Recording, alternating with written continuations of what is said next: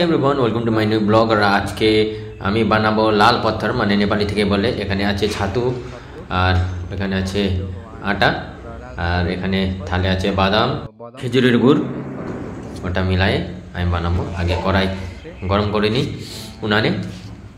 দেখেন আমি কিরমভাবে বানাচ্ছি। আপনারাও যদি এটা খেয়ে থাকেন বানায় থাকেন তো ভালোই, যদি কেউ বানান নাই তাহলে আপনাকে দেখাচ্ছি কিরমভাবে বানাবো। আগে বাদামটাকে হালকা ভেজে নিব কড়াই। कड़ाई गरम हो गए र सबैलाई थाहा छ जे लाल पत्तरको सिरे बनाउँछ नेपालीहरूलाई। पहिला त खाएको सानोमा र धेरै दिन बाद खानु मन लाग्यो भनेर आटा र मैले अहिले बेसी चाहिँ हालेको छु तपाईँको सतुवा र त्यो मिक्स गरेर चाहिँ बनाउँदैछु र हेर्दै जानुहोस्। দেখেন কিরমভাবে বানাচ্ছি আর এরমভাবে বানিয়ে আপনারাও খান, ভালো লাগবে। আসেন দেখাচ্ছি। र बदाम यतिको हल्का भुटेको पछि चाहिँ अब चाहिँ यसलाई चाहिँ निकाल्ने बेला भयो। त्यो बदाम मजाले भुटेर अब यसलाई एकछिन साइड गरेर अब यही कडाईमा चाहिँ अब हामी आटा र अघिल्लोको सत्तु हाल्नु गइरहेको छौँ। কড়াই আগে দিব আমি আটা।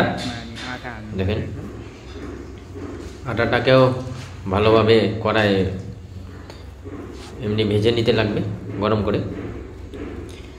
কড়াই এমনি আটা খালি দিতে লাগবে, তেল টেল কিছু দিতে লাগবে না। দেখেন শুকনো আটাটাকে গরম কড়াইয়ে একটু ভেজে নিতে লাগবে। কিছুক্ষণ ভাজার পরে আটা লাল হয়ে যাবে, তার উপরে দিয়ে দেবেন আপনি ছাতু। ছাতু মিক্স করে দিবেন।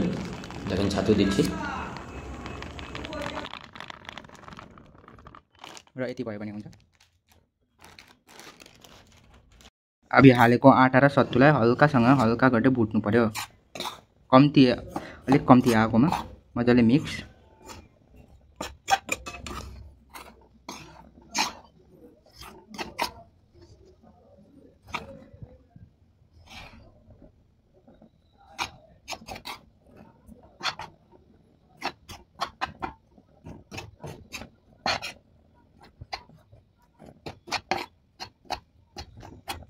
र गुडलाई हामीले फुटाइसकेको छौँ।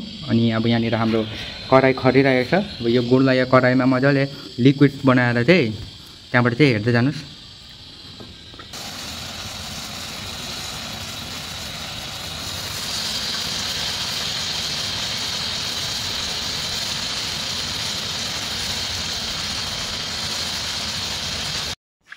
र हाम्रो बदाम पनि छिल्लिसकेको छ। अब यसलाई हल्का सानो सानो पिस बनाएर चाहिँ सबै माथिबाट चाहिँ छरेर चाहिँ लास्टमा डल्लो बनाउँदाखेरि चाहिँ त्यो डल्लो बनाउनु अगाडि चाहिँ यो हाल्नुपर्छ। र गुड पनि यतिको लिक्विड बनाउनुपर्छ।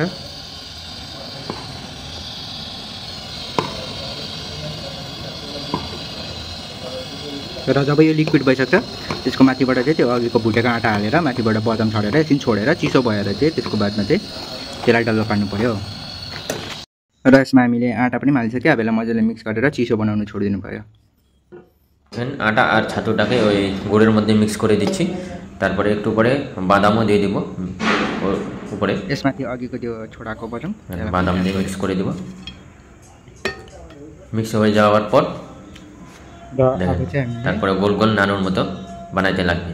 একটু গরম গরম লাগবে, নাহলে আপনার ওটা শক্ত হয়ে যাবে, তাড়াতাড়ি বানাইতে লাগবে।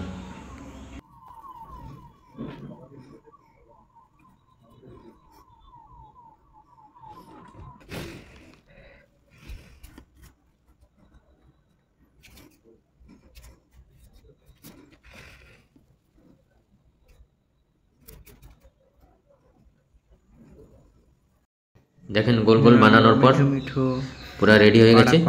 এটা একটু ঠান্ডা হতে দিতে লাগবে। তারপর খেয়ে আপনাদের জানাবো কেমন হয়েছে। र कस्तो भएछ खाएर तपाईँहरूलाई जनाउँदैछु। खाएर चाहिँ कस्तो भएछ।